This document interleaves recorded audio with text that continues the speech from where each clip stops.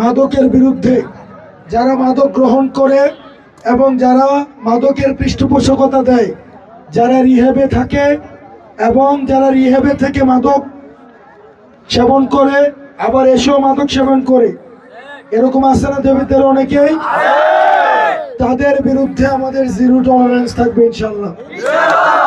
আমরা একটা মাদক মুক্ত, একটা সুন্দর, সকল যে দল করেন না কেন ভাই, আপনি যে দল করেন, আপনার সময়ে যদি ওই মাদকের বিস্তার থাকে, এটা আপনার জন্য সমস্যাজনক। এটা যে দল করেন আপনি বিভিন্ন মতাদর্শের মানুষ এখানে থাকতে পারে না, কিন্তু মাদক সমস্যাটা সবার জন্য সমস্যা।